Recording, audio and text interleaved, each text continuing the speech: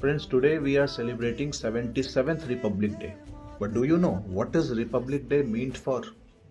26 जनवरी को हम लोग गणतंत्र दिवस इसीलिए कहते हैं क्योंकि गण का मतलब होता है जनता और तंत्र का मतलब होता है व्यवस्था, यानी ऐसी व्यवस्था जिसमें सरकार को जनता चुनती है। सत्ता में कोई राजा शासन या बाहरी ताकत शासन नहीं कर सकती है। यानी इसे ऐसे भी कहा जा सकता है कि जनता का तंत्र यानी गणतंत्र। हमारे देश में रिपब्लिक डे यानी गणतंत्र दिवस और इंडिपेंडेंस डे यानी स्वतंत्रता दिवस को लेकर अक्सर लोग कंफ्यूज हो जाते हैं। यह दोनों ही दिन अलग अलग कारणों से मनाए जाते हैं। आज मैं आप सभी लोगों को बताना चाहता हूं कि स्वतंत्रता दिवस और गणतंत्र दिवस में क्या अंतर है। 15 अगस्त 1947 को भारत आजाद तो हो गया था, लेकिन उस वक्त हमारे देश में जो कानून चल रहा था वह अंग्रेजों के जमाने के कानून थे। इसका मतलब यह हुआ कि 1947 में आजादी के बाद ना तो हमारा कोई कानून था और ना ही संविधान। हमारी धरती तो आजाद हो गई थी, लेकिन हमारा कॉन्स्टिट्यूशन यानी हमारा संविधान का निर्माण नहीं हुआ था।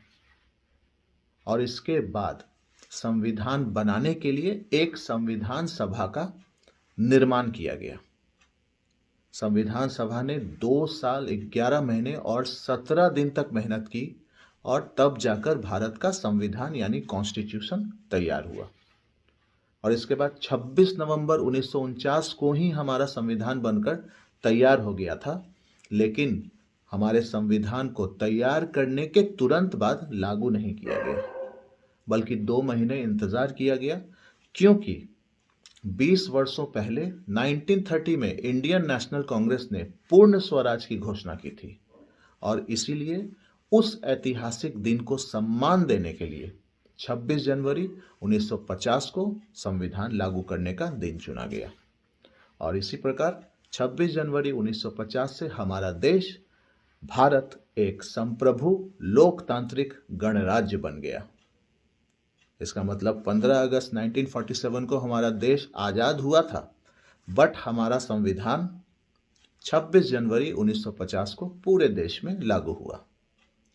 हमारा संविधान हमारे देश की, हमारे भारत की आत्मा है।